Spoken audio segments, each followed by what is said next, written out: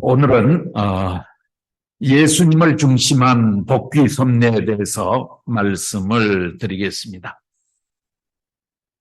원래 우리가 지난 시간에 공부를 했던 모세와 여호수아를 중심 삼은 이 노정에서 하나님께서는 메시아를 이 땅에 보내시기 위해서 애굽에서 종살이를 하고 있던 아브라함의 후손들 히브리 민족을 일깨워서 바로 왕을 3대 기적과 십재앙의 능권으로 굴복을 시키고 민족을 이끌고 홍해바다를 건너서 신광야를 돌아가지고 21개월 노정을 거쳐서 가나안 땅에 들어가려고 했던 그 섭리가 가데스바네아에서 가나안 땅 40일 정탐 생활에 실패함으로 말미암아 신광야 노정 40년을 돌아서 그래서 가데스바네아로 40년 만에 돌아왔던 민족이 가데스바네아에서 이번에는 또 불신하게 됐고 물이 없다고. 그래서 하나님은 그 민족 앞에서 지팡이로 반석을 쳐서 샘물을 내어 먹이라고 하신 하나님의 말씀을 거역하고 두 번 반석을 침으로 말미암아서 모세는 가나안 땅에 들어가지를 못했습니다. 그리고 모세 대신자로 여호수아라는 인물을 선택해서 하나님은 민족을 이끌고 여호수아를 앞장 세워서 가나안 땅에 들어갔습니다. 가나안 땅에 들어간 민족은 여호수아와 믿음으로 완전히 일체를 이루어서 40년 노정을 상감복귀한 그런 기준 위에서 국가적 기대를 만들어야 됐습니다. 그리고 그 국가적 기반 위에 하나님은 메시아를 보내려고 하셨던 것이 원래 여호수아를 중심 삼은 하나님의 섭리였습니다. 그런데 여호수아가 죽고 나서 얼마 안 돼서 이스라엘 백성들은 하나님에 대한 절대 신앙의 마음을 잃어버렸어요. 20년쯤 지났을 때 이스라엘 민족은 여호와를 기억하는 자가 아무도 없었다고 할 만큼 그렇게 타락해버렸습니다. 가나안 땅에 정착하면서 가나안 칠족들이 누리고 살았던 그 부귀와 영화 속에 이스라엘 민족들은 믿음을 잃어버리고 그 물질 문명 속에 퇴폐향락 문화 속에 완전히 빠져들게 됩니다. 하나님께서는 그 이스라엘 백성을 깨우치기 위해서 이방 나라의 침입을 가져오게 했고 그 침략을 받고 다 죽어가는 민족들이 그때서야 하나님을 부르면서 회개를 했습니다. 그래서 하나님께서는 그 이방 민족을 물리쳐 주셨죠. 그런데 이스라엘 백성들은 그 어려움이 없어지니까 또 금세 마음이 변했어요. 그래서 하나님께서는 또 다른 민족의 침입을 또 가져오게 합니다. 또 민족이 고난에 처하면 하나님의 이름을 부릅니다. 하나님께서 그 고난을 해결해 주면 또 하나님을 믿는 마음이 퇴색되어 가지고 40년 사탄 분립의 이 기간을 넘지 못하고 믿음을 제대로 지켜나가지 못한 이스라엘 백성들은 그와 같은 내용을 수없이 반복하게 됩니다. 이 시대를 일컬어서 이스라엘 역사에서는 사사시대라고 하는데 15사사들이 통치를 하는 이 사사시대 400년을 지나면서 이제 400년 기간이 흘렀기 때문에 하나님은 그 기대 위에서 사울 왕을 세우고 왕국을 세우려고 하는 섭리를 해 나가시게 됩니다. 그러니까 사사시대 400년이라고 하는 것은 없어야 될 역사를 만든 것입니다. 그것은 이스라엘 백성들이 하나님에 대한 믿음을 잃어버렸기 때문에 초래된 결과였습니다. 사울 왕을 세운 하나님의 목적은 왕국을 만들고 그 왕국의 실체 주인이신 성전을 짓고 그리고 성전의 실체이신 메시아 예수 그리스도를 보내서 인류를 구원하시려고 하는 것이 하나님의 목적이었지요. 그런데 사울 왕이 40년 제기간을 통해서 하나님 앞에 성전을 지어 드려야 될 그런 입장에서 사울 왕도 믿음이 식어가지고 후반기로 들어갈수록 점점 하나님 앞에 거짓말을 하게 되고 그러므로 말미암아 하나님은 사울 왕 삼은 것을 후회하셨다 그랬어요. 하나님께서는 사울 왕 대신자로 두 번째 임금인 다윗 왕을 세웠습니다. 그러나 그 다윗 왕도 나라를 영토를 확장하는 그 과정에서 많은 피를 흘렸고 더군다나 자기의 충신신하였던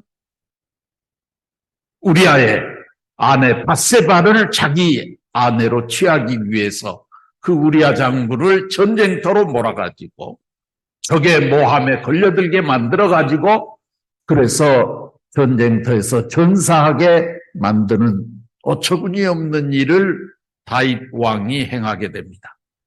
하나님께서는 다윗 왕을 용서할 수가 없었어요. 그래서 그 밧세바를 통해서 얻었던 아들을 태어나면서 바로 하나님이 죽이는 그런 형벌을 가하시게 됩니다. 나중에 다윗 왕은 하나님 앞에 깊이 회개하고 돌아섰지만 그러나 그 다윗 왕을 통해서 메시아를 상징하는 실체 성전을 지을 수 없었습니다. 다윗 왕은 자기 생전에 성전을 크도록 짓고 싶어 했어요. 그럼에도 불구하고 하나님께서는 너는 안 된다. 너의 아들을 세워서 내가 성전을 짓게 할 것이다.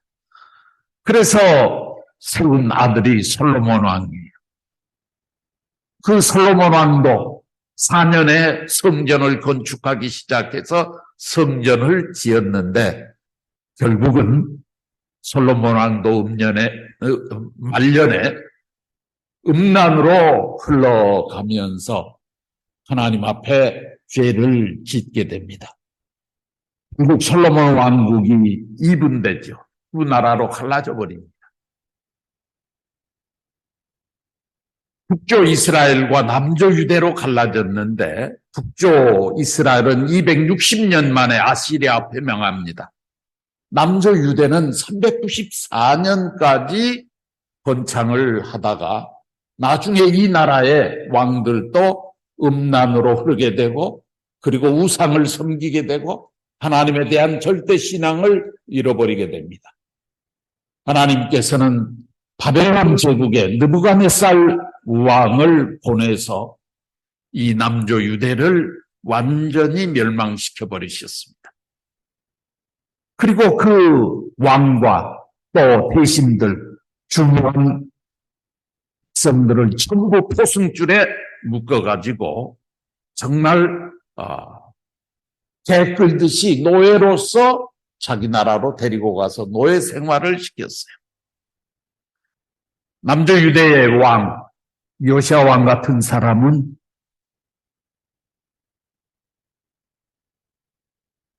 만 백성이 보는 앞에서 느부갓네살 왕이 포로로 잡아가지고 그 백성들이 보는 앞에서 두 눈을 뽑아버리는 그런 형벌을 가하면서 하나님이 선택한 백성으로서는 당해서는 안 되는 가장 부끄럽고 치욕스러운 그 모습을 연출하면서 하나님은 이스라엘 민족을 완전히 멸망시켜버리셨어요. 바벨론의 포로로 잡혀간 이스라엘 백성들이 210년 만에 시아의 왕 고레스에 의해서 용서함을 받고 자기 나라로 돌아옵니다. 돌아와 가지고 새롭게 성전을 건축하면서 마지막 민족을 이끌고 왔던 그 지도자가 말라기 선지자입니다. 이 말라기 선지자의 그 말씀이 기록된 책이 바로 말라기서고, 이 말라기서는 바로 구약 성경의 마지막을 장식하고 있는 성경책이죠. 말라기 선지자를 중심 삼고 무너진 성벽을 재건하고 율법주의의 철저한 신앙으로 무장을 해서 메시아를 맞이할 수 있는 준비를 해야 된다라고 말라기 선지자를 중심 삼고 성벽 건축, 성전 재건의 운동을 시작했던 그로부터 400년 민족적 탄감노정을 거치고 나서 인류의 메시아이신 예수 그리스도가 이 땅에 탄생을 하게 됩니다. 그러니까 모세로부터 모세 때에 메시아를 맞이해야 될 이스라엘 백성들이 돌고 해서 1600년 세월을 허비해버리고 수없는 고난과 역경을 당한 그 기대 위에서 천신만고로 600년 후에 예수 그리스도를 맞이하게 되었던 것입니다. 오늘 제가 말씀드리려고 하는 이 예수님을 중심 삼은 복귀 섭리, 그리고 모세를 중심 삼은 이 복귀 섭리와의 그 갭이 1600년 세월이 있었는데, 그 1600년 세월이 필요했던 이유는 가나안 땅에 들어갔던 이스라엘 백성들이 여호와 하나님에 대한 절대 신앙을 잃어버렸기 때문에 그 결과, 이런 결과가 초래되었다 하는 것을 먼저 말씀을 드리고 싶습니다. 예수님은 이 땅에 메시아로 오셨지만은 민족적인 400년 기대터 위에서 메시아로 오셨지만은 메시아로서 예수님이 민족 앞에 등장을 하기 위해서는 메시아를 맞기 위한 믿음의 기대, 실체의 기대라고 하는 이 복귀 섭리의 공식을 그대로 이루어 나가지 않으면 안 되는 것입니다. 그렇기 때문에 메시아로 이 땅에 오셨다고 해서 바로 메시아가 되는 것이 아니라 민족 전체가 그 메시아를 메시아로 받들 수 있는 민족적 기대가 필요했다 그 말입니다. 더 나아가서는 국가적, 세계적 기대가 필요했다 그 말입니다. 왜냐하면 예수 그리스도 메시아는 특정한 이스라엘 선민만을 구원하러 오신 것이 아니고 전 인류를 구원하러 오셨기 때문에 세계적 섭리를 하셔야 되고, 그 세계적 섭리를 하기 위해서는 그만한 기반이 있어야 된다 그 말입니다. 그래서 오늘 이 시간에 예수님을 중심 삼은 이 세계적 복귀 섭리에 대한 내용을 설명을 해보려고 합니다. 1차적으로 세계적 가나안 복귀 노정, 제1차라는 말이 나왔을 때는 기분 나쁜 얘기예요. 섭리가 한 번에 이루어지지를 못하고 2차, 3차까지 연장되었구나 하는 것을 우리는 대번에 알게 됩니다. 왜냐하면 하나님의 섭리는 한 번 1차에서 실패하면 3차까지 연장해 가면서 뜻을 이루어 나가는 그런 섭리를 해 나오셨기 때문이죠. 예수님을 중심 삼은 어떤 섭리적인 내용들이 있었던가를 한번 알아볼 필요가 있습니다. 예수님이 메시아로 등장하기 위해서는 믿음의 기대가 먼저 필요했습니다. 예수님을 메시아의 자리에 올려놓기 위한 그 민족적, 세계적 믿음의 기대를 세워야 하는 중심 인물은 누구였느냐 하면 바로 세례 요한이었습니다. 세례 요한이 어떤 사람이냐 하는 문제를 알기 위해서 우리는 모세 노정을 통해 가지고 모세가 시내산에서 하나님으로부터 받았던 십계명이 기록된 두 개의 석판은 예수님과 성신을 상징하는 그런 존재다라고 하는 것을 이미 말씀을 드렸어요.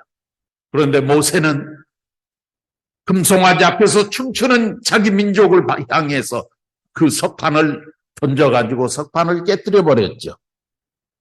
그때서부터 문제가 생겼어요. 석판이 누굽니까? 장차 오실 메시아 예수님을 상징하는 물건이었는데 그걸 깨뜨려 버렸다. 그것은 바로 예수님이 죽을 수도 있다고 하는 조건을 모세가 제공해 버렸다 그 말이에요. 또 가데스바네아에서 반석 샘물을 내어 먹이라 했을 때 그 반석이 누구냐 하면 예수 그리스도를 상징하고 있는 거예요. 그렇기 때문에 고린도전서 10장 4절에 반석은 곧 그리스도니라 라고 성경에 분명하게 얘기하고 있어요. 그런데 그 반석을 두 번 쳐버린 그 행동은 예수님도 이 땅 위에 돌아가실 수 있다 하는 조건을 만들어버렸다고 하는 것은 우리가 모세노정을 통해서 자세하게 공부를 했어요. 모세가 사탄 앞에 제시했던 반석을 깨뜨려버린 행동, 그 다음에 석판을 깨뜨려버린 행동과 반석을 두 번 쳐버렸던 이 행동은 예수님이 오셨을 때 사탄이 예수님을 칠 수 있다고 하는 그 조건을 이미 하늘편 인물인 모세가 제공해버렸기 때문에 하나님께서는 이 메시아 앞에 나올 수밖에 없는 이 사탄을 제거하고 극복하기 위해서 엘리야라고 하는 선지자를 도중에 이 땅에 보냈죠. 그 엘리야는 바로 메시아의 길을 곧게 하기 위해서 오신 분이에요. 갈멜산에서 바알신과 아세라신을 섬기고 있던 그 거짓 선지자들 850명과 기도 내기를 해가지고 그 850명의 바알신, 아세라신을 섬기던 선지자들을 모조리 다 불러 태워버렸던 그런 그 놀라운 능력 역사를 했던 사람이 엘리야라고 하는 선지자입니다. 그런데 그 엘리야도 지상에서 해야 될 천적인 사명을 다 하지 못하고 하늘나라로 승천해 올라갔어요. 엘리야가 이 지상을 떠난 지 900년 후에 예수 그리스도가 등장을 합니다. 그러니까 엘리야가 지상을 떠나고 난 이후부터 예수님이 올 때까지 이 900년 기간에 사탄이 또 메시아의 길을 가로막는 그런 행동들을 많이 하고 진을 치고 준비하고 있습니다. 그렇기 때문에 이 엘리야가 못 다 이루고 간 그 부분을 예수님 메시아가 왔을 그 당시에 이 엘리야와 같은 입장에서 예수님 앞에 나올 수 있는 사탄을 분별하고 그것을 차단해야 되는 방패막의 역할을 해야 될 사람이 필요했다 그 말이에요. 그래서 하나님께서는 이 엘리야의 헌신 사명자로 그때 당시에 이 땅 위에 세운 중심 인물이 누구냐면 바로 세례 요한이었어요. 그렇기 때문에 세례 요한은 예수님 앞에 나올 수 있는 사탄을 분립하는 그런 사명을 가졌을 뿐만 아니라 엘리야처럼 메시아의 길을 곧게 하는 그런 사명을 갖고 등장한 인물이었습니다. 그렇기 때문에 누가복음 1장 17절에 보면 세례 요한은 엘리야의 심령과 능력을 와서 주님 앞에 등장할 수 있는 사탄을 분립하는 그런 역사를 한다라고 세례 요한의 아버지 사가랴가 이미 예언을 했습니다. 세례 요한은 대제사장 사가랴의 아들로 태어났어요. 태어날 때부터 그는 이적 기사를 행하고 태어났습니다. 이런 내용은, 세례 요한에 대한 내용은 우리가 전전 메시아 강림과 재림의 목적을 설명할 때 세례 요한과 엘리야라고 하는 이런 그 주제 강의를 하면서 자세하게 말씀을 드렸기 때문에 오늘 이 시간에는 그 내용까지는 다 얘기를 하지 않겠습니다. 대제사장 사가랴의 아들로 태어나면서 태어날 때부터 이적 기사를 행하고 태어났을 뿐만 아니라 이 세례 요한은 어렸을 때서부터 광야로 나가가지고 광야에서 메뚜기와 석청을 따먹고 메뚜기를 잡아먹고 살면서, 일반 사람들은 밥을 먹고 살아야 되는데 이 세례 요한은 밥을 먹고 사는 것이 아니라 메뚜기와 석청을 따먹고 잡아먹으면서 그렇게 수도 생활을 했어요. 그는 약대 털옷을 입고 가죽띠를 허리에 둘렀어요. 그런데 이 모습은 왕하기서 1장 8절에 보면은 900년 전에 등장했던 엘리야라고 하는 사람의 외적 모습하고 똑같습니다. 엘리야도 약대 털옷을 입고 가죽띠를 허리에 둘렀다고 했는데 이 세례 요한도 그런 모습을 하고 지내는 것입니다. 빛나는 수도 생활을 통해서 유대 민족들은 세례 요한을 굉장히 존경했어요. 어느 정도로 존경했느냐 하면 약 성경에 보면 크고 두려운 날이 오기 전에, 크고 두려운 날은 곧 메시아가 오는 날을 말하는 거예요.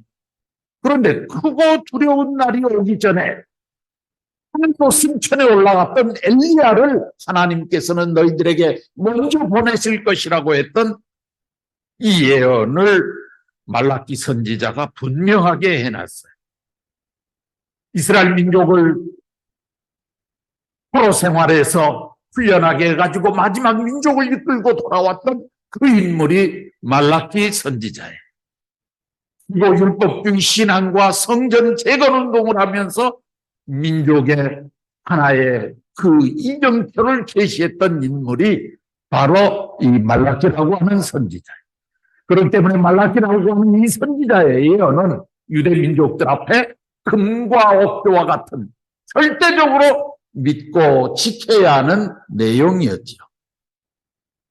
자, 그런 말라기 선지자의 예언에 의하면 메시아가 오기 전에 승천한 엘리야가 먼저 온다.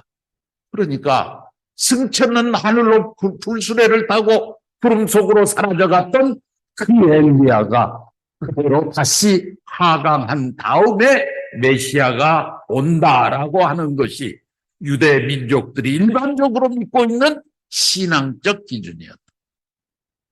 그런데 엘리야는 아직 안 왔어요. 그런데 세례 요한이 얼마만큼 유대 민족들 앞에 존경받는 인물이었던가 하는 것을 단적으로 보여주는 내용이 나옵니다. 그것이 뭐냐 하면 요한복음 1장 20절에 보면 많은 유대 민족의 지도자들이 세례 요한 앞에 사람들을 보냈어요. 그래가지고 당신이 혹시 엘리야입니까? 하고 물어봤더니 나는 엘리야가 아니다 그랬어요. 그러니까 이번에 또 다시 묻는 거예요. 그러면 당신이 메시아입니까? 하고 물어보는 거예요. 그러니까 유대 민족들은 세례 요한이 얼마나 훌륭한 인물이었으면 엘리야가 아직 오지도 않았는데 당신이 메시아가 아닙니까? 하고 물어볼 정도로 그렇게 존경받는 자리에 서 있었다. 세례 요한은 메시아의 강림을 예언하기도 했어요. 나는 이 요단강가에서 여러분들에게 물로 세례를 주지만 내 뒤에 오시는 이는 불과 성령으로 세례를 주는 자이니 나는 그분의 신들매를 풀기도 감당치 못하겠다. 이런 얘기를 하면서 멀지 않은 때에 과 성령으로 세례를 주는 그런 메시아가 올 것이라고 하는 것을 예언합니다. 그리고 매일같이 요단강가에서 세례를 베풀어 주는데 그 세례 요한의 명성이 너무나 자자했기 때문에 백성이라면 누구라도 세례 요한 앞에 나가서 세례를 받기 위해서 그 요단강 물이 인산인해를 이루고 있는 것입니다. 그런 걸 보면 세례 요한이라고 하는 인물의 그 믿음이 얼마나 출중하고 민족으로부터 존경받는 자리에 있었는가 하는 것을 알게 되는 것입니다. 아까 말씀드린 것처럼 누가복음 1장 17절에 보면 그의 아버지 대제사장 사가랴 세례 요한이 태어날 때 성령에 감동되어 가지고 은혜를 받아 가지고 예언을 합니다. 엘리야의 심령과 지능으로 주의 길을 곱게 하는 자가 바로 세례 요한이다라고 하면서 세례 요한의 사명적 부분을 분명하게 설명해 주고 있는 것입니다. 그렇기 때문에 예수님이 이 땅에 오셨을 때 그때의 믿음의 기대를 세우는 중심 인물은 민족 전체를 이끌고 예수님 앞에 나아갈 수 있는 그런 자리에 세워진 인물은 바로 세례 요한이었다 그 말입니다.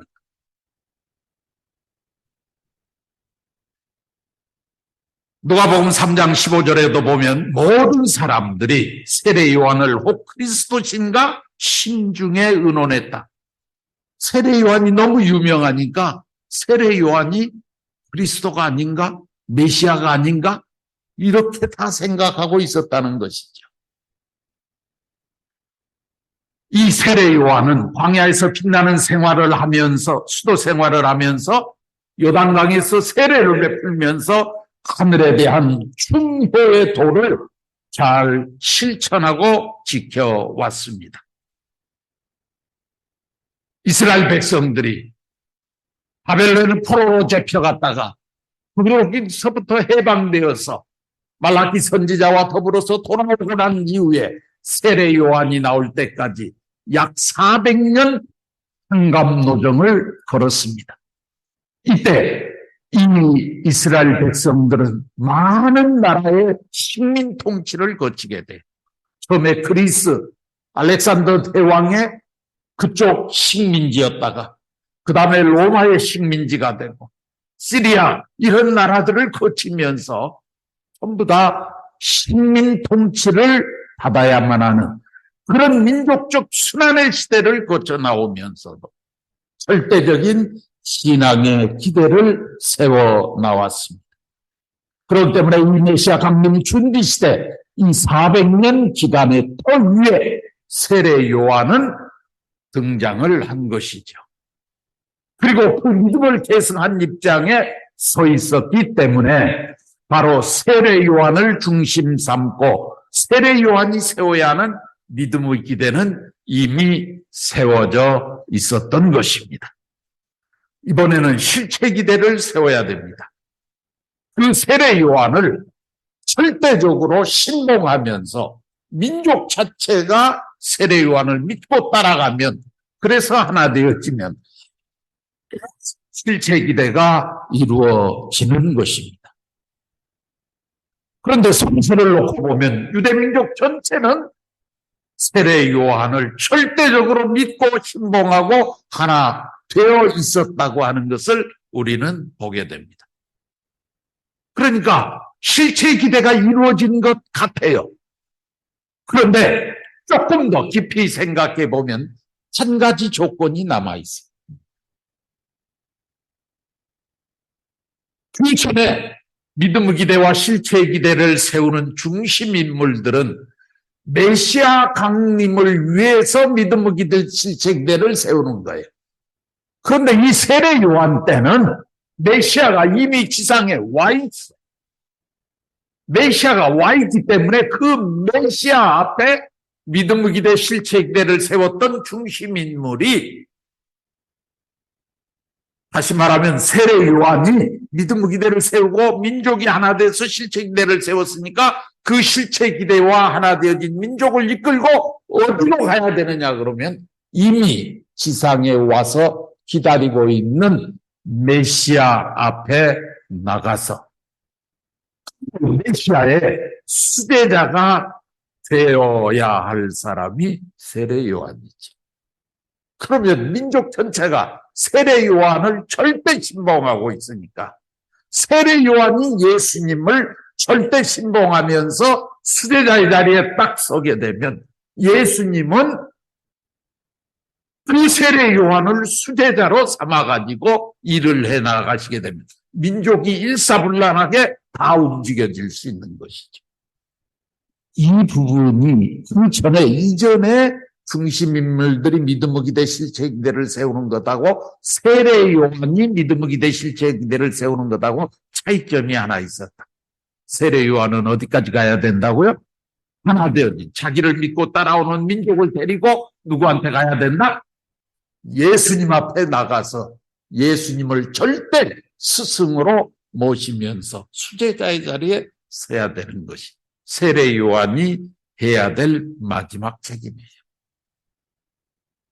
그런데 민족이 세례 요한을 절대 신봉하고 하나 되는 데까지는 실체 기대가 이루어졌어요.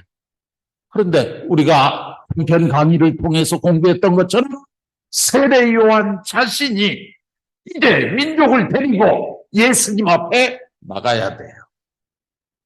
그런데 그것을 세례 요한이 못하게 된 것입니다. 하나님께서는 이미 보여주셨어요. 예수님이 공생의 노동을 출발하면서 제일 먼저 간 곳이 어디입니까? 세례 요한을 찾아갔잖아요. 요단강에서 세례를 주고 있는 세례 요한 앞에 세례를 받으러 갔습니다. 세례 요한이 예수님 앞에 뭐라고 그럽니까? 어찌하여 나에게 세례를 받으러 오셨습니까? 내가 당신 앞에 세례를 받아야 되는데. 그랬더니 예수님께서 하시는 말씀이 하나님의 뜻이니라. 그러니까 나에게 세례를 베풀라. 그래서 세례 요한이 예수님 앞에 세례를 주었어요. 그때 세례 요한이 세례를 받으러 오신 예수님을 향해서 하신 말씀이 성경에 잘 기록되어 있어요. 하나님께서 말씀하시기를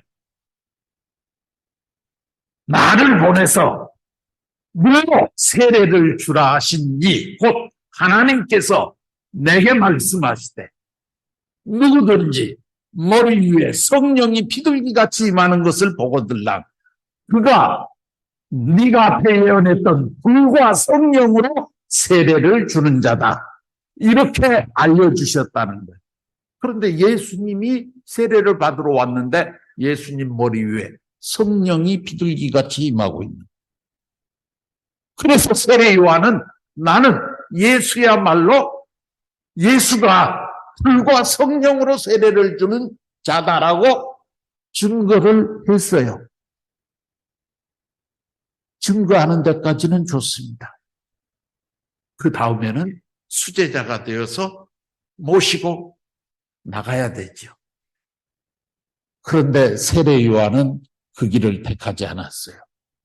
성경을 보면 예수님은 세례를 받고 천도를 나가시는데 예수님을 따라간 것이 아니라 자기는 자기 식대로 요단강가에서 세례를 베풀고 있는 거예요. 그러다가 보니까 나중에는 어떤 웃지 못할 일까지 벌어지느냐 그러면 세례 요한의 제자들하고 예수님의 제자들 사이에 시비가 붙었는데 그것이 뭐냐 그러면 자기 스승이 세례를 더 많이 준다고 그걸 가지고 옥신각신 시비를 해요. 그때 세례 요한이 그 얘기를 듣고 뭐라고 하느냐 하면 그 싸우지 말라. 예수님을 향해서 하시는 말씀이 그는 응해야 되겠고 나는 쇠하게 될 것이다. 그러면서 예수님을 증거해 줬어요. 그 말이 좋은 말 같죠? 그런데 조금 우리가 깊이 생각해 보면 세례 요한은 예수님과 다른 길을 걸어가고 있었다는 것을 단적으로 보여주는 거예요. 만약에 세례 요한과 예수님이 같은 하나의 길을 걸어가고 있다면 어떻게 선생이 흥하는데 제자가 망할 수 있어요? 예수님은 흥하는데 자기는 망할 수 있다. 그 말은 무슨 얘기예요? 예수님이 가는 길과 자기가 가는 길이 같지 않다는 얘기잖아요.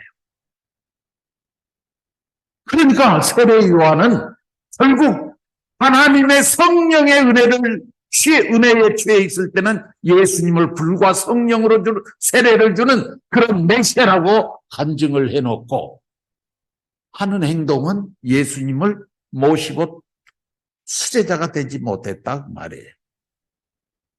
그러다가 보니까 그 순간부터 세례 요한에게는 점점 영적인 은혜가 사라져버리는 것입니다.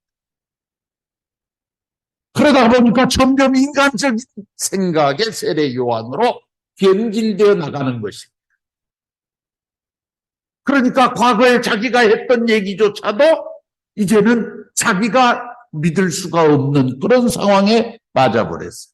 이게 영적인 사람들의 굉장히 조심해야 될 신앙길의 교훈이에요.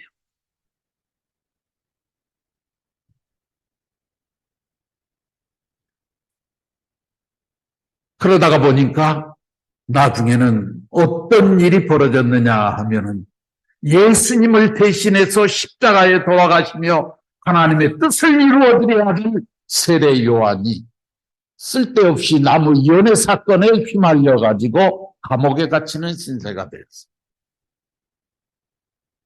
그 감옥에 있으면서 이것저것 생각해 보니까 옛날 일이 다 회상되어지는 거예요. 내가 왜 예수를 메시아로 증거를 했을까? 인간적으로 생각하면 예수와 세례 요한의 관계는 이종사촌간이야. 먼 친척이 아니에요.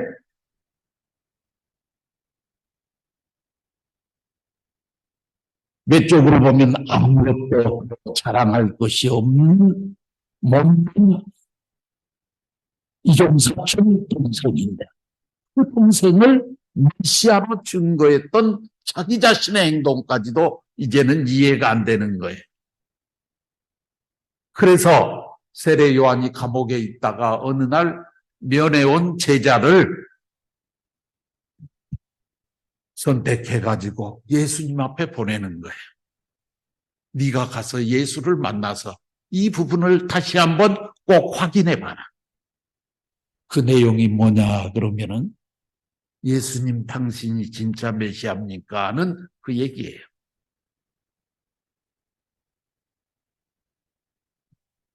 마태복음 11장 3절에 보면 그런 말씀이 있어요.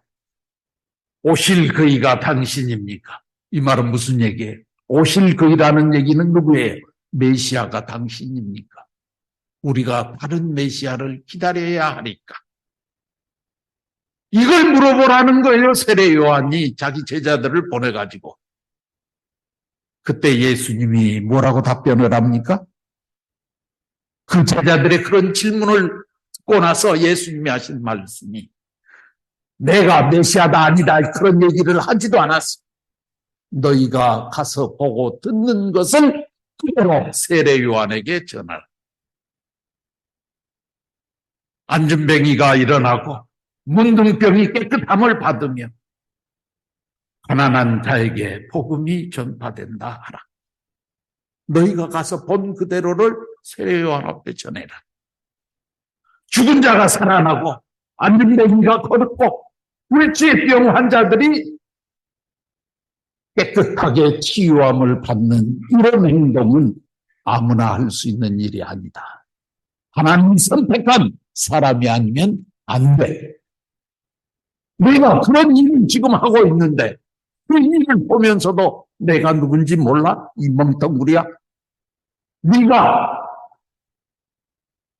하늘의 성령이 하나 함께 할 때는 나에 대해서 메시아로 증거해 놓은 이제 와가지고 엉뚱한 소리하고 얼마나 기가 막혔으면 예수님이 그런 말을 했겠느냐. 그러니까 그 제자들이 알았습니다 하고 돌아갑니다. 돌아가는 그 제자들의 뒤통수에다 대놓고 예수님이 하신 말씀이 있어요. 마태복음 11장 11절에 여자가 낳은 자 중에 세례 요한보다 크게 일어난 자가 없다. 그러나 저 나라에서는 지극히 작은 자라도 세례 요한보다는 다 더 크다 그랬어요. 이 세상에 태어날 때 세례 요한은 영광 중에서 태어났어. 태어나면서부터 이적 기사를 행하고 태어났어. 그의 빛나는 수도 생활을 통해서 전 민족이 세례 요한을 칭찬했어. 그러니까 일어날 때는 민족 가운데 가장 크게 일어난 자가 세례 요한. 그러면 이 지상에서 큰 자면 저 세상에서도 큰 자여야지. 그런데 예수님은 하늘나라에 가면 지극히 적은 자라도 세례 요한보다는 크다 그랬어요. 그러니까 하나님 앞에 가면 세례 요한은 가장 비참한 존재다. 세례 요한의 운명을 예수님이 한마디로 심판하고 있는 성서의 말씀이에요. 그리고 바로 이어서 얘기를 하는 거예요. 세례 요한의 때부터 지금까지 천국은 침노를 당하나니 침략하는 자는 모두 빼앗는다. 세례 요한을 중심 삼고 하나님의 나라를 세우고 싶어 하셨던 그 하나님의 뜻이 전부 엉망진창이 되어버렸다 그 말이에요. 그러니까 이 세례 요한은 예수님과 심정적으로 하나 되지 못했어요. 그렇기 때문에 그는 비참한 최후를 맞이할 수밖에 없었던 것입니다. 나무 연회 사건에 휘말려가지고 헤롯 왕이 자기 생일날인데 조그만한 딸에게 춤을 잘 춰. 그 딸이 자신들 앞에서 네가 춤을 춰라 그러면 내가 너에게 무슨 선물이든지 해주마 약속을 했는데 이 딸이 와서 춤을 췄어요. 춤추고 나니까 나중에 이제 선물을 아버지가 주기로 약속했으니까 선물 달라고 해야 될 거 아니에요. 그러니까 이 딸이 모르니까 자기 엄마 헤로디한테 가가지고 엄마 내가 아빠한테 선물을 달라고 해야 되는데 무슨 선물을 달라고 하지? 그러니까 엄마가 세례 요한에 대해서 좋지 않게 생각을 하고 있었던 그 감정이 떠올라서 아버지한테 가서 세례 요한의 목을 쟁반에 담아가지고 달라고 해라. 그러니까 이 철없는 딸이 가가지고 대신들이 다 있는 자리에서 아버지 나하고 약속했지요? 선물 준다고. 내가 선물 준다고 했지. 세례 요한의 목을 쟁반에다 감아서 나한테 주십시오. 그건 안 된다. 그럴 수 없잖아요. 그래서 그렇게 하라고 그랬어요. 그래서 세례 요한은 아무 쓸데없는 나무 연회 사건에 휘말려가지고 결국 자기 소중한 하나밖에 없는 목숨을 희생해버리고 말은 거죠. 그러니까 민족이 하나 되었던 이 실패기대의 터전을 예수님 앞으로 연결시키지 못하는 세례 요한이었습니다. 세례 요한 스스로가 아벨의 위치를 떠나버린 것입니다. 결국 세례 요한의 말을 믿고 따랐던 민족은 세례 요한과 하나 되어 있는데 세례 요한이 예수님과 하나 되지 못하니까 민족이 예수님 앞에 나오는 길도 막혀버린 것이죠.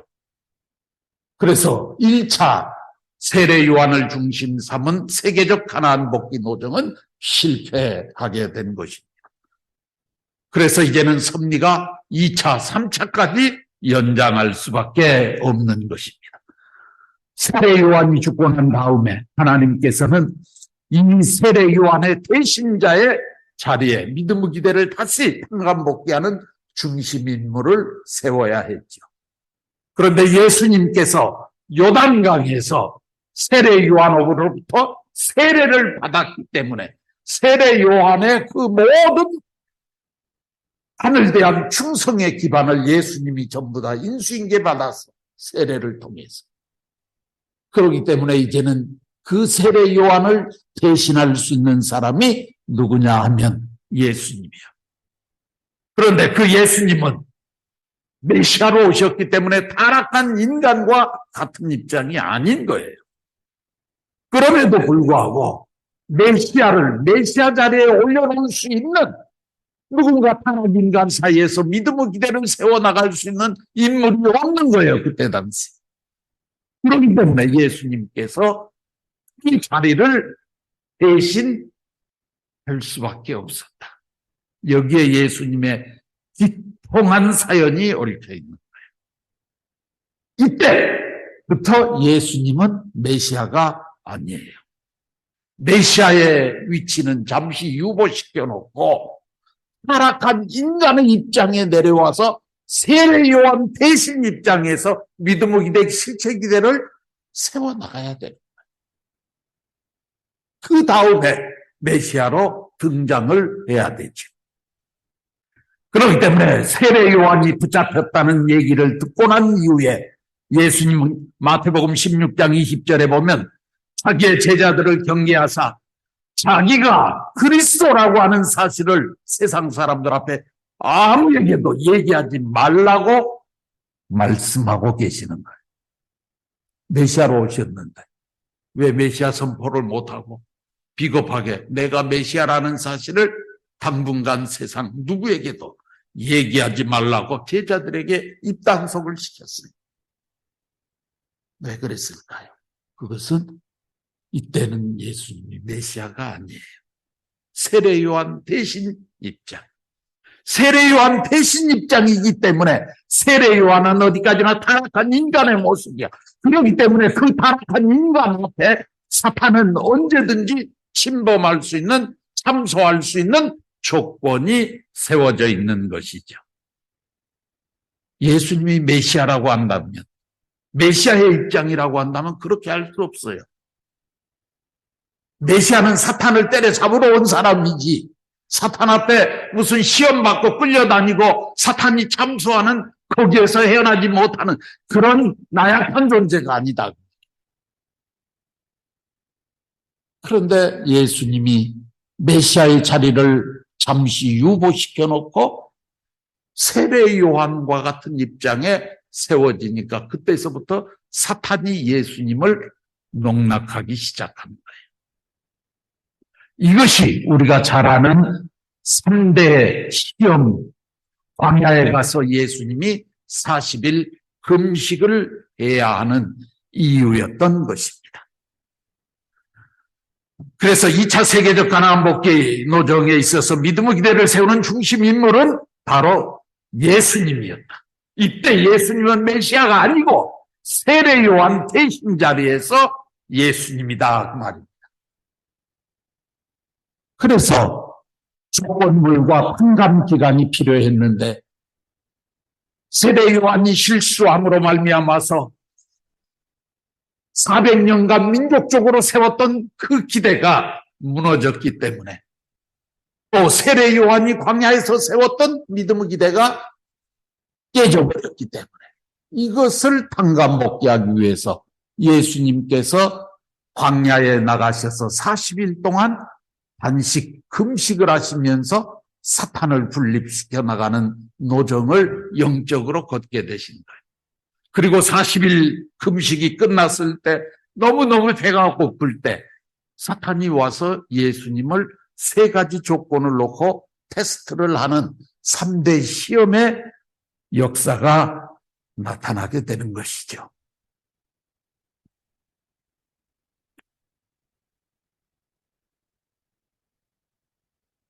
예수님이 왜 광야에 나가서 40일 동안 금식 기도를 해야 되고 3대 시험을 받게 되었을까?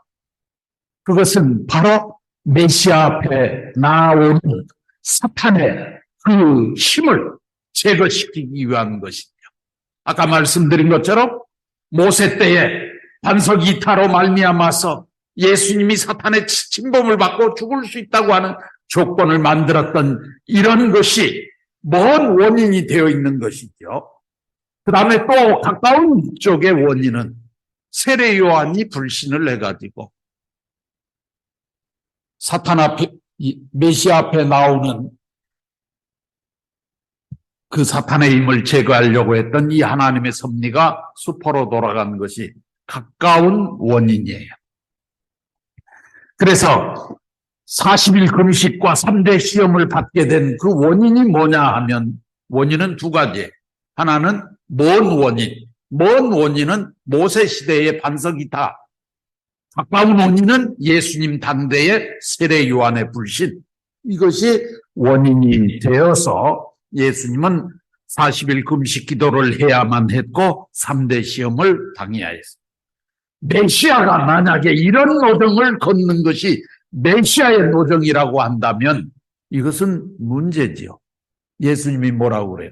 나는 길이요 진리요 생명이니 누구든지 나로 말미암지 않고서는 하늘나라에 갈 자가 없다라고 당당하게 말씀하셨잖아요. 메시아가 걸어가는 그 노정은 우리 모든 인류가 걸어가야 될 노정이에요. 그런데 메시아로 오신 예수님이 40일 금식을 해야 되고 사탄 앞에 3대 시험을 당했다면, 그렇다면 모든 인류는 하나님 앞에 나가기 위해서는 40일 금식을 다 해야 돼. 3대 시험을 다 당해야 돼. 그렇기 때문에 이것은 예수님이 당하신 3대 기적과 3대 시험과 그리고 40일 금식이라고 하는 것은 메시아로서 걷는 노정이 아니에요. 이것은 타락한 인간이 한간복귀의 조건으로 걸어야 될 노정이었다. 중심인물이.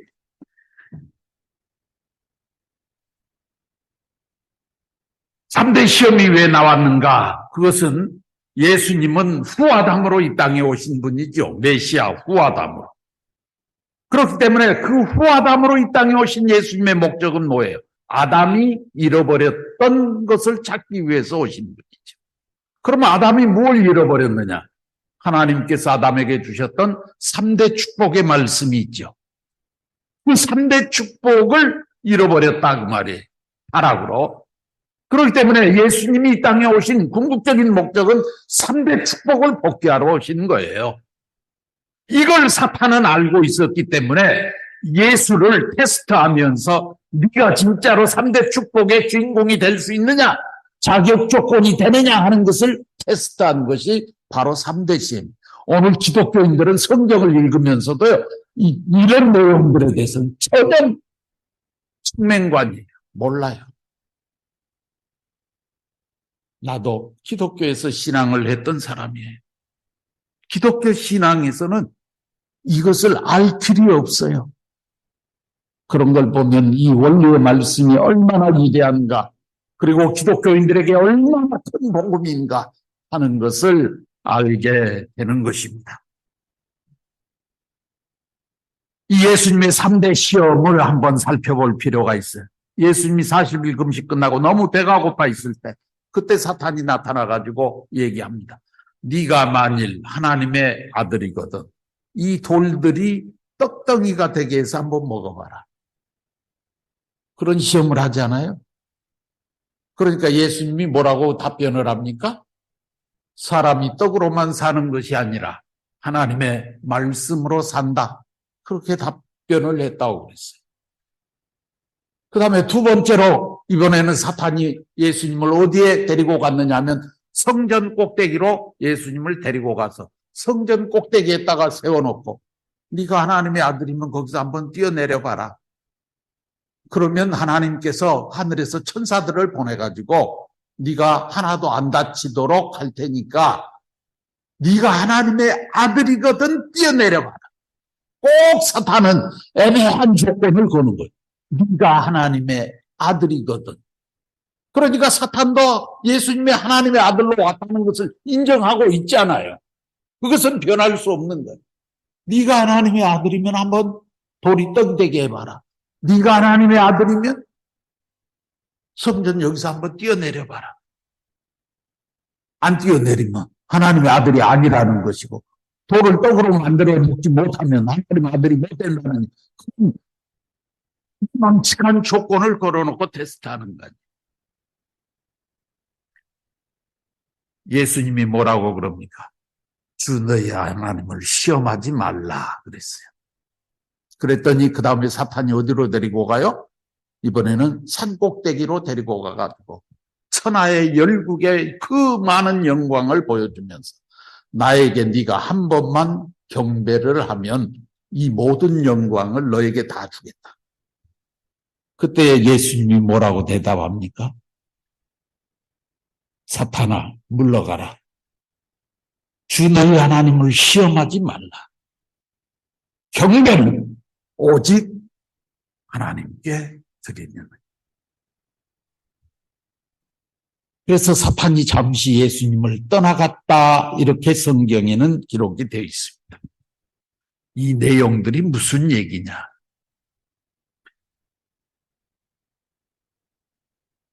돌이 떡이 되게 하라. 돌은 무엇을 말할까요?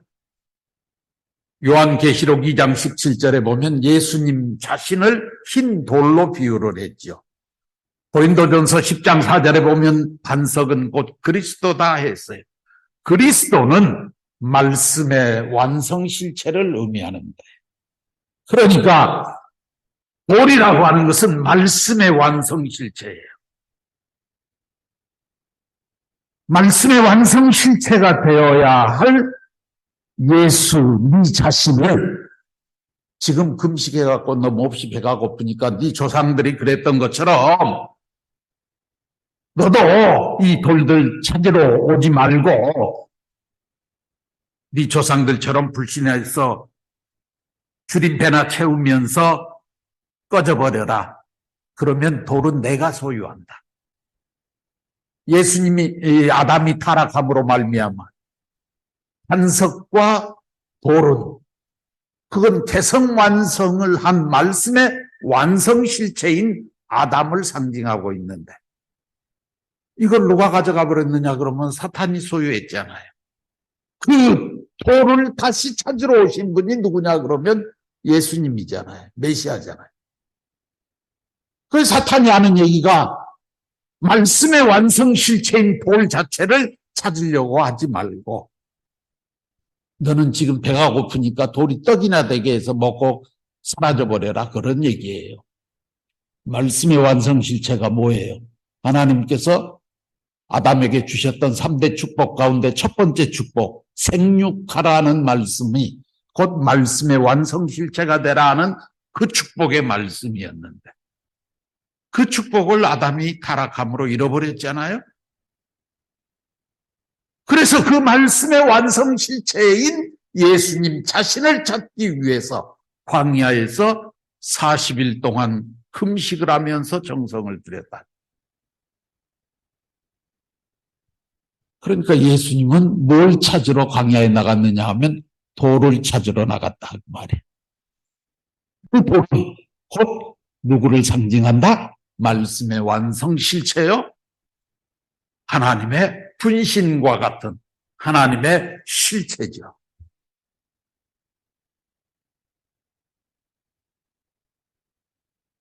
모세가 반석을 2번 치고 세례요한이 불신을 해서 그 반석과 돌의 주인이 누구냐? 사탄이 돌의 주인 행세를 해왔는데 그걸 찾으러 예수님이 왔으니 그걸 내주기 싫다 그 말입니다, 사탄이. 그런데 예수님께서 아주 명쾌한 명답을 하셨죠. 돌이 떡이 되게 해서 한번 먹어봐라. 너 배고프니까. 이렇게 사탄이 유혹을 하는데 예수님이 답변이 뭐라고? 전혀 동문서답과 같은 얘기를 해요. 사람이 떡으로만 사는 것이 아니라 말씀으로 산다. 참, 이거 보면 예수님은 진짜 메시아예요. 사탄이 교묘하게 물었는데 그 정곡을 찌르고 예수님은 정답을 딱 얘기한다. 내가 아무리 배가 고파도 사람이 떡으로 사는 것이 아니고 말씀으로 산다. 그 말은 무슨 얘기냐? 내가 이미 배가 고픈 상황에 처했어. 말씀의 완성 실체인 반석. 나는 반석의 주인공으로 왔다 그 말이에요. 그러니 사탄이 얼마나 놀랬겠어요. 그래서 사탄이 더 이상 할 말이 없어진 것입니다. 결국 예수님의 말씀은 인류의 영인체를 살리는 말씀의 식량이 되겠다 하는 그런 뜻으로 말씀을 하심으로 말미암아 대성완성자의 입장인 제1축복을 복귀했다고 하는 그런 한감 조건까지 같이 세울 수 있게 되었다 말입니다. 그랬더니 이번에는 두 번째 시험을 또 사탄이 하는 거예요. 우리가 두 번째 축복은 무엇입니까? 3대 축복 가운데 두 번째 축복은 번성하라는 축복이에요. 예수님은 성전의 주인으로 오셨죠. 성전은 어떤 것입니까? 예수님이 나는 본성전이요. 너희는 분성전이라 그랬어요. 그러니까 우리 인간은 하나님의 분성전이고 메시아인 예수님은 본성전으로 왔다는 거예요. 그러니까 본성전을 통해서 분성전이 점점 번식돼 나가는 것처럼 성전 섭리를 중심 삼고 예수님은 인류를 구원하려고 하셨다. 이것을 사탄이 알고 그걸 못하게 하는 것. 성전 꼭대기에서 뛰어내리라 하는 그 얘기는 성전의 주인 자리에서 뛰어내려서 너도 평민처럼 되라 그 말이에요. 인류 구원이고 뭐고 나발이고 그거 다 내려놓고 그냥 평민이 되라 그 말이에요. 그러면 성전의 주인은 내가 되겠다. 이게 사탄의 얘기죠. 그러니까 예수님이 뭐라고 그랬어요? 주 너희 하나님을 시험하지 말라. 성경에 보면 요한복음 2장 19절에 예수님은 본성전이고 우리 성도들은 분성전이라고 했어요. 우리 성도들은 그리스도의 지체가 된다고 했어요. 예수님과 우리는 일체죠. 그래서 본성전, 분성전 섭리를 통해 가지고 인류를 구원해 나가시려고 하시는 하나님의 섭리를 사탄이 방해하기 위해서 한 그 시험이 바로 성전 꼭대기에 예수님을 세워놓고 뛰어내리라고 하는 그 말씀이었다 그 말. 예수님께서 하신 말씀이 주 너희 하나님을 시험치 말라 했던 이 말씀이 무슨 뜻이냐면 하나님의 몸 대신 예수님을 시험하지 말라는 얘기예요. 내가 주인이다 그 말이에요. 네가 주인이 아니고 내가 주인이야. 너는 천사장 누시엘이고 천사장 누시엘은 원래 종인 거야. 종이 주인을 시험하는 것은 말이 안 돼. 어떻게 주인의 자리를 네가 넘봐? 주인은 나야 하는 얘기를 예수님은 분명하게 하신 말씀이 주 너희 하나님을 시험치 말라 하셨던 것입니다. 그러므로 말미암아 두 번째 축복, 번성하라 하신 이 두 번째 축복도 복귀한 조건을 세웠어요. 세 번째 축복은 뭐였습니까? 만물에 대한 주관성 복귀입니다. 모든 만물을 주관하라 하신 축복을 주셨잖아요. 그렇기 때문에 천하 열국의 영광을 보여주면서 나한테 경배하면 이 영광을 다 가지겠다. 주관권을 내가 행사하겠다 말이에요. 그럴 때 예수님이 뭐라고 얘기해요? 주 너희 하나님께 경배하라 그랬죠. 경배는 주인이 종한테 하는 것이 아니야. 종이 주인 앞에 경배를 해야지. 하나님이 주인이고 하나님의 실제로 오신 예수님, 내가 주인이야. 어디서 종놈인 천사장이 감히 주인 앞에 경배를 하라고 하느냐. 말이 안 되는 소리야. 경배는 하나님께, 주인께 하는 것이다. 그러므로 말미암아 사탄이 예수님을 더 이상 어찌할 수 없어서 잠시 잠깐 예수님을 떠나갔다라고 성경에는 기록했어요. 영원히 떠난 게 아니야. 잠시 잠깐. 그래서 예수님께서는 이 3대 시험을 당당하게 이기심으로 말미암아서 믿음의 기대를 세우는 그런 중심 인물이 되었던 것입니다. 40일 사탄 분립의 기대를 동시에 세워나갈 수 있었습니다. 3대 축복도 복귀했다고 하는 조건도 찾아 세울 수 있었습니다.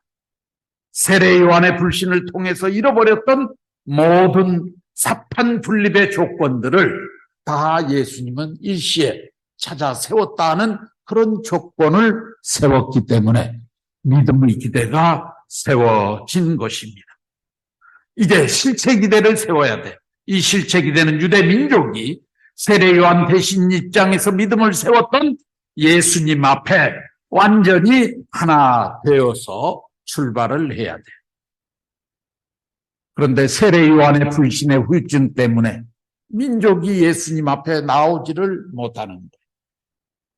그렇기 때문에 예수님께서는 그 민족을 회개시키고 깨우치기 위해서 이적 기사를 행하시게 되는 거예요. 그런데 예수님께서 하신 이적 기사를 보면서도 이스라엘 백성들은 바알세불을 접해가지고 저런 역사를 한다고 비난을 합니다. 그걸 놓고 예수님과 그 유대교의 지도자들 사이에 여러 가지 논쟁이 있는 것을 우리는 성경을 통해서 보게 됩니다. 오직 답답했으면 예수님께서 그렇게 말씀하셨겠어요.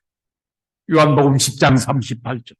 너희가 나를 믿지 아니할지라도 내가 행하는 이 인적 기사 일만큼은 믿어야 될 거야. 이 일은 하나님의 능력이 아니고서는 행할 수 없는 일이야. 그러니 이 일을 믿으면 내가 하나님의 아들이라는 것을 알게 될 것이라고 자기를 믿어달라고 예수님은 하소연을 하시죠.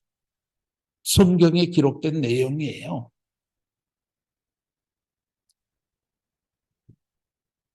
그럼에도 불구하고 이스라엘 민족들은 점점 불신의 자리로 빠졌습니다. 결국 예수님께서는 12 제자를 모으고 5천 무리를 모아가지고 민족을 수습하려고 하셨지만 5천 무리는 예수님 앞에 빵 조각 보고 따라다니는 사람이었고 예수님의 사정과 입장과는 상관없는 사람이었고 예수님의 12 제자 가운데 가룟 유다 같은 사람은 예수님을 자기 스승을 은삼십냥에 팔아먹는 어처구니 없는 그런 일들이 벌어지게 됩니다. 결국 예수님은 12 제자의 기반까지 다 잃어버렸어요. 세 제자를 데리고 변화산상에 올라가서 심각하게 기도를 합니다. 겟셋마네 언덕에서 아버지 할만하시거든 이 잔을 내게서 지나가게 하옵소서. 그 기도를 할 때 세 제자는 피곤하다고 꾸벅꾸벅 졸고 앉아 있었어요. 그 제자만이라도 예수님과 하나 되어 있기를 바랬어요. 그런데 그 수제자인 베드로마저도 예수님이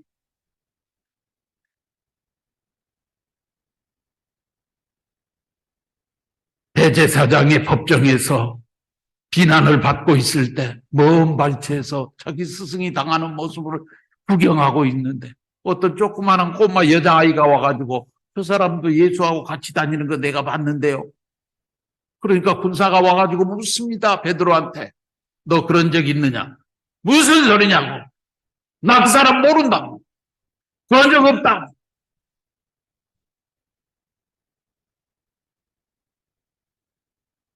세 번을 부인하죠. 그때 예수님이 그 법정 취조를 당하다가 베드로를 향해서 쳐다봅니다. 그러니까 새벽에 닭이 3번 울었어요. 예수님이 그 전에 뭐라고 그랬습니까? 베드로가 자기는 어떤 일이 있어도 예수님을 불신하지 않는다고 그때 예수님이 뭐라고 그랬어? 베드로야, 장담하지 마라. 너 다 굴기 전에 3번 나를 부인할 거야. 그때 베드로는 무슨 소리입니까? 하늘이 기똥 나는 안 있어도 나는 그렇지 않습니다. 그런데 자기가 예수님을 3번 부인했어요. 그때 예수님께서 그 법정 취조를 받다가 베드로를 향해서 이렇게 멀리서 바라보고 있는 베드로를 쳐다봅니다. 눈이 마주쳤어요. 스승이 내 다굴기 전에 3번 부인할 것이라고 했던 그 말이 생각나서 견딜 수가 없었어. 그러니까 그냥 입을 뒤집어 쓰고 도망쳐버렸어. 이게 베드로의 최후예요. 예수님 아무도 없는 거예요. 3년 동안 먹이고 절고 길렀던 그 제자들조차도 예수님을 다 배신하고 돌아섰어요. 그때 예수님이 선택할 수 있는 길은 이제 하나밖에 없는 거예요.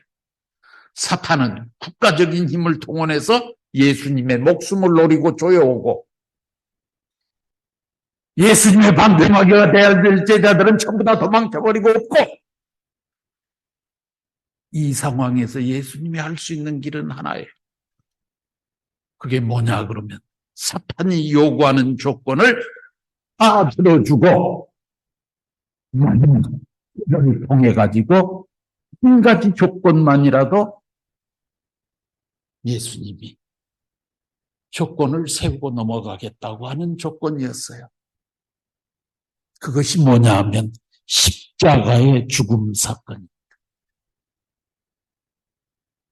그 십자가는 하나님의 예정 가운데서 되어진 게 아니에요.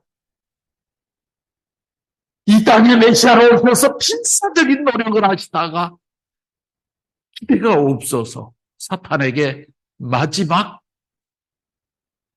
예수님이 취할 수 있는 마지막 선택의 한 방법, 그것이 십자가의 길이었어요.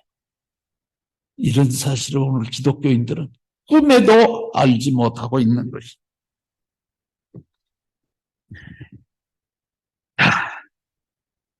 유대 민족이 예수님과 하나 되어야 실체 기대가 이루어지는데 2차 노정에서 예수님은 이 실체 기대를 찾아 세우지 못했어요. 예수님의 심정을 성경은 많이 표현하고 있죠. 마태복음 23장 37절에 예루살렘아 예루살렘아 선지자들을 죽이고 내게 파송된 자를 돌로 치는 자여, 암탉이 날개 아래 그 새끼를 모으려 한 것 같이 내가 너희들을 품으려 한 적이 얼마였더냐. 그러나 너희는 내게 오는 것을 원치 아니하였도다라고 예수님은 감탄하시잖아요.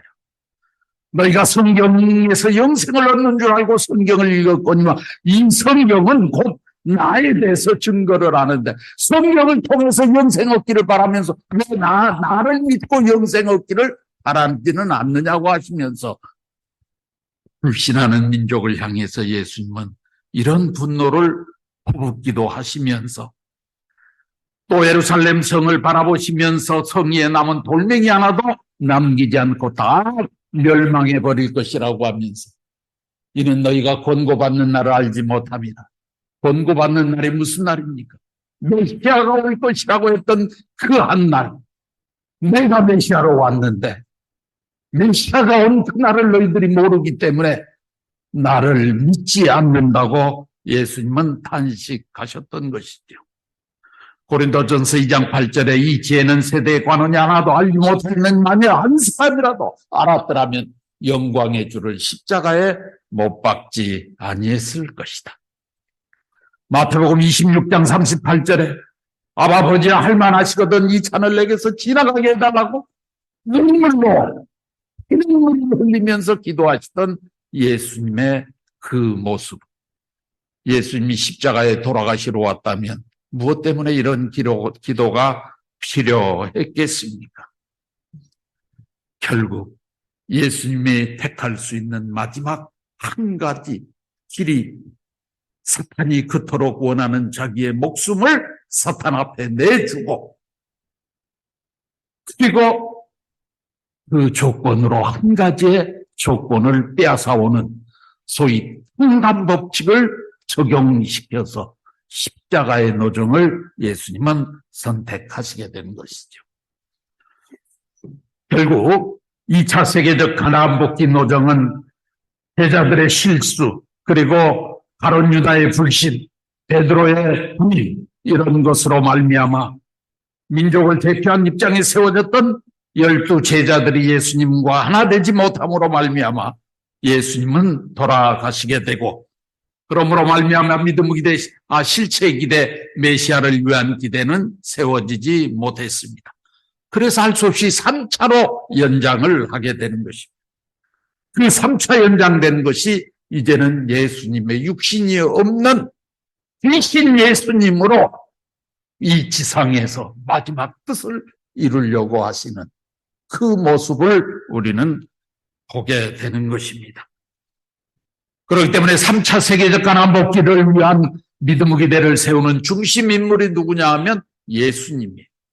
그런데 그 예수님은 육신이 없어.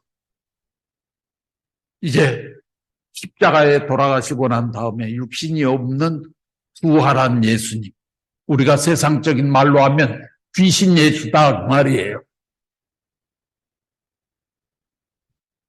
부활하신 예수님이 부활하시고 나서 40일 동안 하늘나라로 가지 못하시고 지상 생활을 하시면서 흩어졌던 제자들을 다시 수습해 나가는 그런 노정을 걷게 되죠. 40일 후에 마가의 다락방에 제자들이 다시 다 모여서 부활한 예수님의 모습을 보면서 자기 스승이 진짜로 메시아였구나 하는 사실을 제자들이 그때서야 깨달은 거예요. 그래서 그 오순절날 마가의 다락방에 모인 70문도를 중심 삼고 성령의 회오리바람 역사를 일으킴으로 말미암아 제자들을 하나로 묶어가지고 세계 전도를 내보내면서 오늘 기독교의 기반을 구축한 것이 예수님의 마지막 지상 삶의 노정이었다. 그리고 그 제자들을 개척 전도를 내보내시고 나서 그 자리에서 예수님은 하늘나라로 승천해 올라가신 것이죠. 그리고 재림의 한때를 준비하면서 죽을 각오를 하고 승부의 노정을 걸으면서 개척의 길을 걸어왔던 것이 오늘 기독교 2000년의 역사. 그 2000년의 역사는 다시 오시는 대리 메시아를 맞이하기 위해 하나의 신부의 입장에서 신랑을 준비하는 그런 신부의 심정으로 준비해 나온 것이 오늘 기독교의 기반이라는 사실을 우리가 생각하지 아니할 수 없습니다. 믿음의 기대는 부활한 이 40일 지상 생활의 역사를 통해서 부활한 예수님이 영적인 믿음의 기대를 세웠어요. 원래 하나님의 섭리는 사탄이 주관하고 있는 인간의 영과 육이 있는데 이 영과 육을 구원하기 위해서 하나님을 대신한 입장에서 예수님을 영과 육을 가진 우리와 같은 사람으로 지상에 보내셨어요. 그러니까 하나님께서 예수님을 보내신 목적은 뭐냐 그러면 타락한 인간을 구원하는 것이 하나님의 목적이에요. 예수님 자체의 목적이 있는 게 아니다 그 말이에요. 하나님은 인류를 구원하는 거예요. 그런데 사탄은 목적이 달라요. 예수가 인류를 구원하기 위해서 왔기 때문에 예수를 지상에 살려두는 한 언젠가는 그 뜻이 이루어질 거 아니에요. 그러면 자기가 설 자리가 없어. 그러니까 사탄의 목적은 뭐냐 그러면 어떤 수단과 방법을 가리지 않고 예수를 없애버리는 것이 사탄의 목적이에요. 그런데 하나님의 목적은 예수를 희생하는 한이 있더라도 인류를 구원할 수 있는 길이 있으면 그 길을 찾으려고 하는 거예요. 여기에서 하나님 편과 사탄 사이에 협상 조건이 은연중 생겼다. 그게 뭐냐 하면 십자가 사건이야. 그래서 십자가를 통해서 사탄이 요구하는 예수님의 목숨을 사탄 앞에 넘겨주고 대신 하나님은 예수님의 영인체를 통해서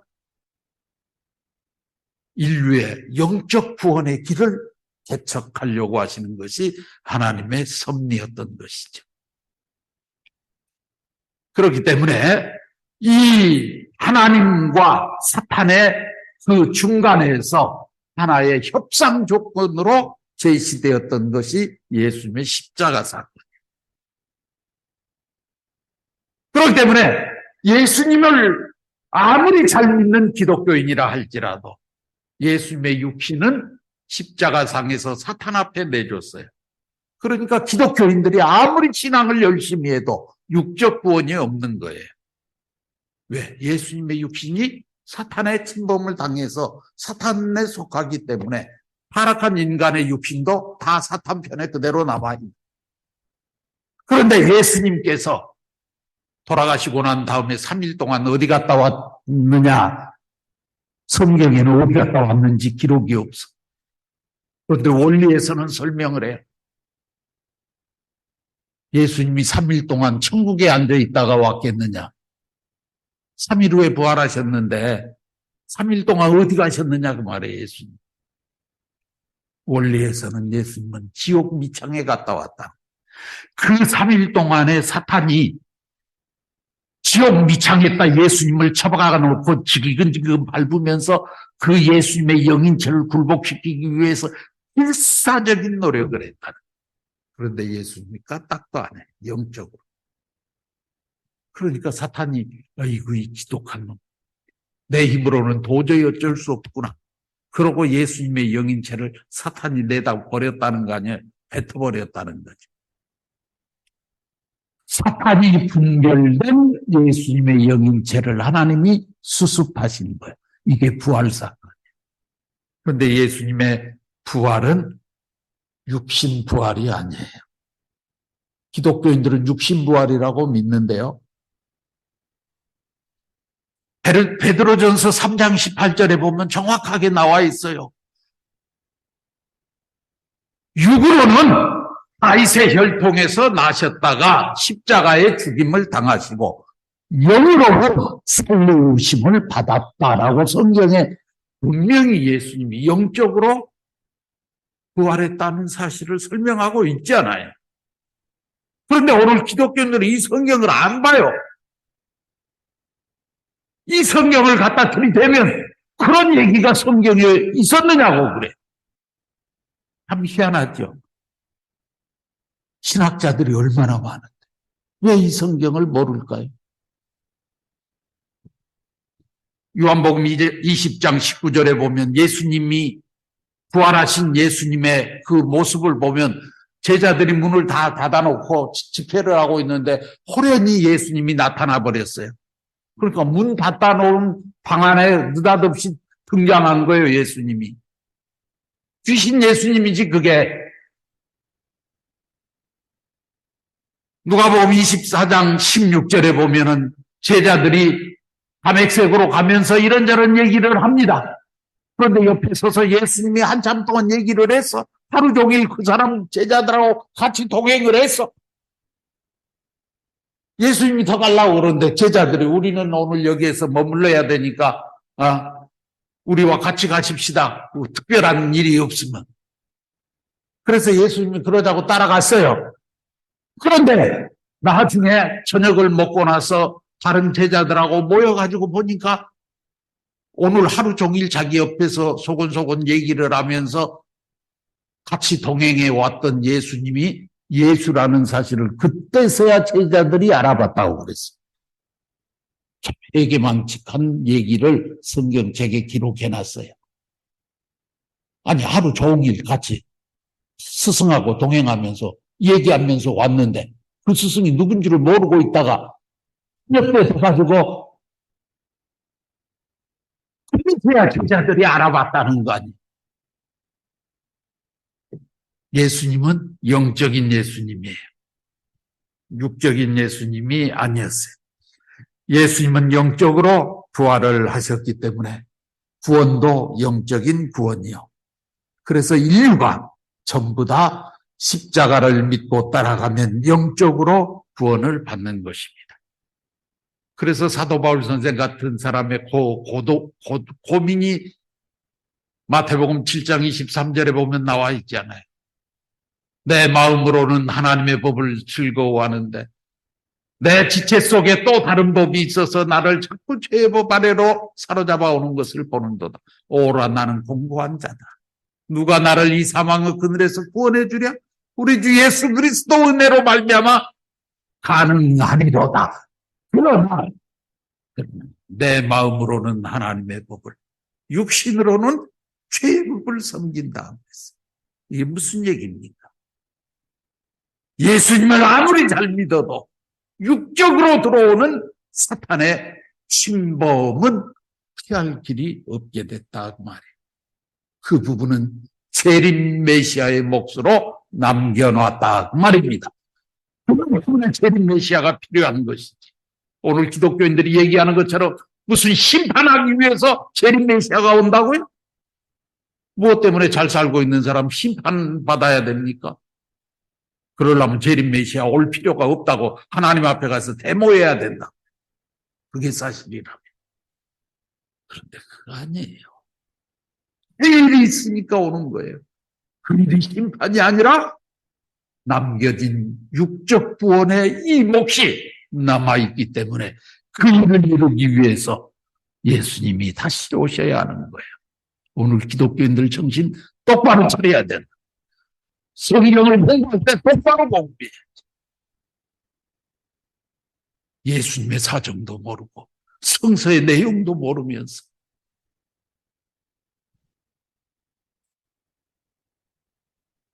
자, 부활하신 예수님이 믿음의 기대를 세우면서 여기에 성도들이, 예수님의 제자들이 다시 합해지고 70문도의 이적 기사가 행해지면서 초대 교회가 등장을 하게 됩니다. 결국 부활하신 예수님을 중심 삼고 그 성도들이 하나 되어서 영적인 실체의 기대가 이루어집니다.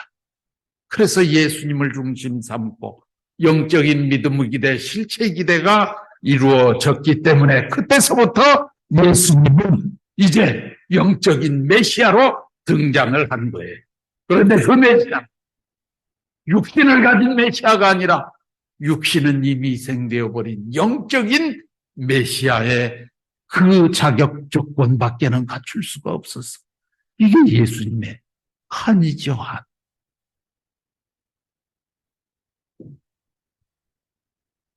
그리고 그 예수님의 한을 대한 절대 충효의 그런 도리를 통해서 세워진 그 기대가 오늘 기독교의 기반이요. 그것을 통해서 우리는 영적인 놀라운 은혜를 받아 살고 있는 것입니다. 마지막으로 예수님이 우리에게 보여준 신앙적 교훈을 간단하게 설명하고 마치겠습니다. 뜻에 대한 하나님의 예정은 절대적이다. 뜻을 한번 하나님은 세우시면 반드시 그 뜻은 절대적인 것으로 생각을 하시고 이루신다. 인간이 책임을 못하더라도 하나님은 다른 사람을 세워서라도 반드시 그 뜻을 이루어 나가신다. 세례 요한이 책임을 못했다고 해서 포기하는 것이 아니라 예수님을 세워서라도 그 뜻을 이루고, 예수님이 육신을 희생해서 십자가에 돌아가셨더라도 부활한 예수님을 통해서도 하나님은 뜻을 이루어 나가시는 것입니다. 그 다음에 뜻 성사에 대한 하나님의 예정은 상대적이다. 중심 인물들이 책임을 못하면 사람을 바꿔치게 하더라도 하나님은 뜻은 반드시 이루어 나가시는 것이다. 인간 앞에 책임 분담이 있기 때문에 그 책임 분담을 간섭할 수 없는 하나님의 섭리적 원칙 때문에 하나님은 뜻 성사에 대한 예정은 상대적으로 하실 수밖에 없고 인간에 대한 예정도 상대적으로 하실 수밖에 없는 것이다. 세례 요한과 가룟 유다의 불신에 대해서도 하나님은 직접 그들의 책임 분담이 관계된 것이기 때문에 간섭하실 수 없었다고 하는 것. 그 다음에 큰 사명을 받은 인물일수록 시험도 그만큼 크다고 하는 것. 메시아로 이 땅에 오신 예수님이 그 예수님이 가는 노정 또한 쉬운 노정이 아니었다고 하는 것을 생각해야 할 것입니다. 우리가 예수님 노정을 통해서 많은 것을 배울 수 있지만 오늘 비교적 자세하게 우리 식구님들 앞에 예수님 노정에 대한 강의를 했습니다. 원래 두 강좌를 해야 될 것을 한꺼번에 전부 이렇게 말씀을 드렸습니다.